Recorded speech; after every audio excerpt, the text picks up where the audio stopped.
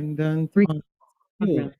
When we have been in the oil and gas sector for, 100 years and more. And for us, therefore, that whole issue of the 1.5 and the whole issue of emissions as a small island development state, and you are considered to be, one of the, serious emitters, based, of course, on the calculation. So yes, you talk about that for a country like Trinidad and Tobago, together with the issue of the climate action, and as I talked about, the vulnerability and the resilience. So that's why I mentioned earlier when the question arose as to whether or not we are going to meet those SDG targets, especially as small island development states.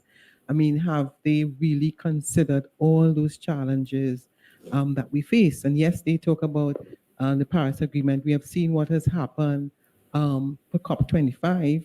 Oh, there are apparent some reversals. You look at some changes in relation when they talk about coal and the elimination. Some people are saying, well, maybe that may not have been such a good idea.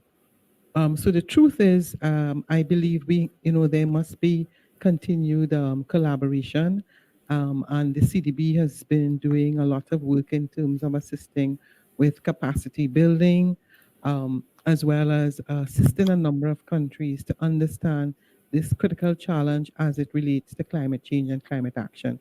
So I think your question is absolutely spot on. What it requires us to do as a Caribbean community, and islands that definitely have the vulnerabilities every single year, that it's not scientific, it's not mathematical. And even though you have a situation where people have been able to forecast certain things, you have a wide period where you have hurricanes, and you just one morning you just hear a hurricane is coming, and the level of preparation for us is extremely challenging, especially like for an island like Turks and Caicos and others who are clearly a lot more vulnerable.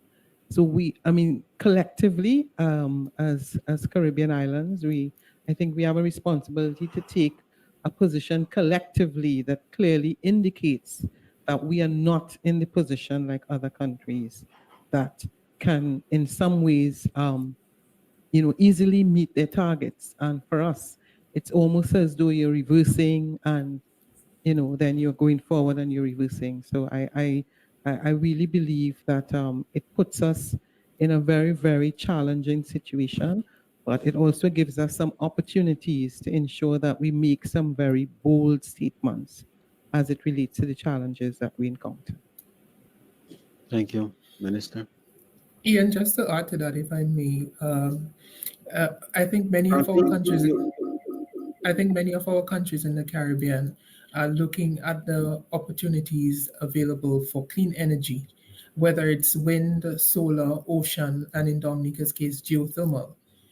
We have, and there's also ocean technology that one can look to as well.